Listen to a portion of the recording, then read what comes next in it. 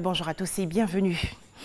Deux sujets au centre de la 11e conférence des présidents d'Assemblée et de section de la région Afrique de l'Assemblée parlementaire de la francophonie. Il s'agit de la sécurité dans le Sahel et la situation des personnes non déclarées à la naissance. Cette réunion s'est tenue récemment à Ouagadougou, au Burkina Faso. À noter que la Côte d'Ivoire est représentée par le président du Sénat, Jano Ahoussou-Kouadio, et par le président de l'Assemblée nationale, Amadou Soumaoro. Un tout autre sujet à présent, le recensement économique des entreprises industrielles et établissements de Côte d'Ivoire a été lancé il y a quelques jours par le ministère du Plan et du Développement. Cette initiative intervient dans le cadre de l'accord signé entre le gouvernement ivoirien et la Banque africaine de développement. Il s'agit de mettre en œuvre le projet d'appui à la gestion économique et financière. Les explications tout de suite de Nadia Edja et Cheikh Koné. À partir du 2 mai prochain, démarrera le recensement des entreprises industrielles et établissements de Côte d'Ivoire. Cette phase s'étendra jusqu'à août et est la deuxième étape de l'opération de recensement entamée depuis novembre 2018. Elle sera essentiellement axée sur la communication et la sensibilisation des entreprises. Financée par la Banque africaine de développement à plus d'1,6 milliard de francs CFA, ce recensement va permettre au pays de disposer d'un répertoire d'entreprises fiables pour une économie plus dynamique. La Banque a reconnu l'importance de faire ce recensement. Je voudrais vraiment encourager l'Institut national des statistiques pour accélérer ce processus de recensement pour que très rapidement nous ayons ce répertoire en place. Un projet à fort impact pour le secteur industriel. J'invite la Chambre de commerce et d'industrie de Côte d'Ivoire, la Confédération générale des entreprises de Côte d'Ivoire ainsi que toutes les autres organisations professionnelles à une implication effective en vue de l'adhésion et de la collaboration du plus grand nombre, sinon de la totalité des chefs d'entreprise. Il y va de notre intérêt commun qui est le développement industriel accéléré de notre pays. Ce recensement sera exécuté par l'Institut national de la statistique, INS, sous la tutelle du ministère du Plan et du Développement.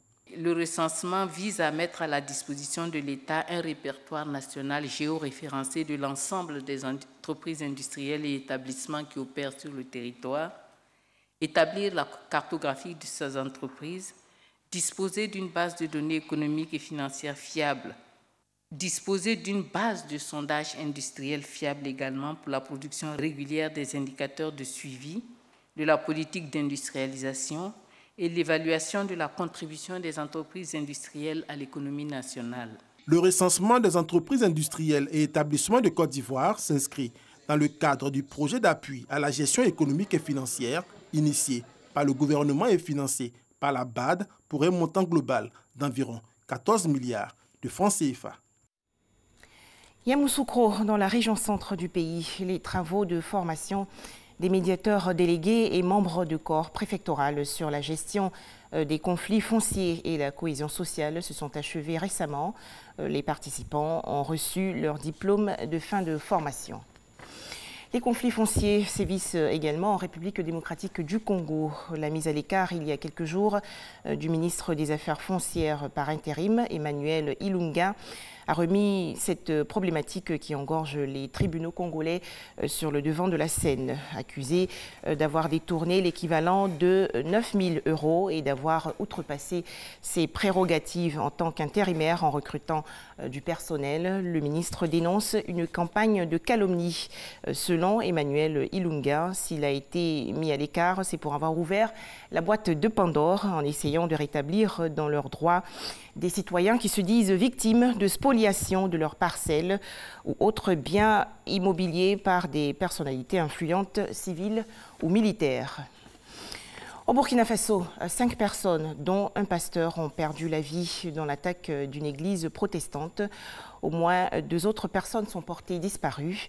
Des individus armés non identifiés ont fait irruption dans cette église.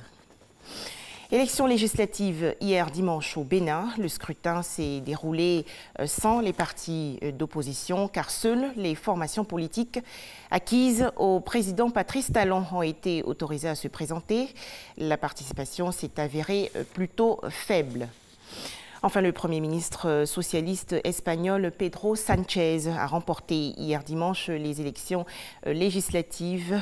Après le dépouillement de plus de 60% des bulletins de vote, le Parti socialiste espagnol recueillait 29,45% des voix et 124 députés, nettement plus que les 85 remportés aux élections de 2016.